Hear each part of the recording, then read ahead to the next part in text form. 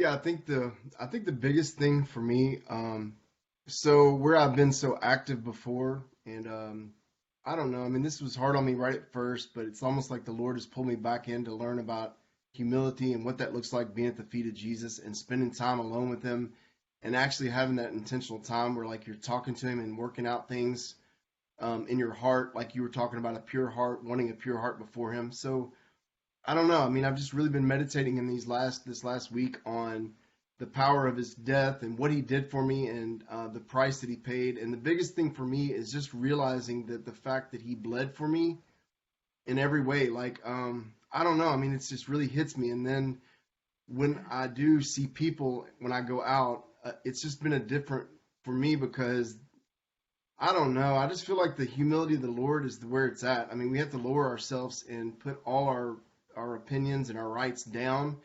And in this time where everybody's so sensitive, for me, I've really learned that when it says that Jesus humbled himself, he came in lowly on a donkey and he was crucified. And I keep thinking about in that Philippians 2 where it tells us we're supposed to have the same attitude as Christ, that we're supposed to empty ourselves to him.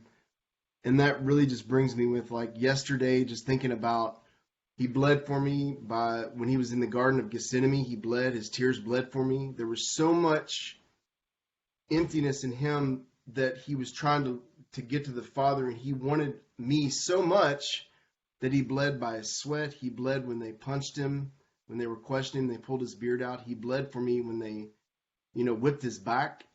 They were whipping his back. The King of Glory came in a woman's seed, came in. The King of all kings, the name above all other names, he was like they were beating him. And then they crowned him. They put a crown of thorns. I mean, these things went 2 inches into his skull. And not only that, they pierced his hands, they pierced his feet, and then they pierced his side. That's 7 times he bled for me alone just because he thought so much of us. And so, with that being said, the Lord has been really telling me about humility and I got pride in my life, you know, being quick to speak and not to listen. And I don't know, he's been really wrecking my heart. So I'm just really I love Jesus in another way, and I'm just really encouraged that I have people like yourself that are also seeking the same thing. And then all else I want to add is that this week we were talking about that prayer in Isaiah where it talks about that it's we, the people of Jesus Christ, that are going to build his church and rebuild things by our Mm. love for him. And so for me, the fasting and praying and spending more intentional time with Jesus has just changed my life because I can hear his voice so clearly now. And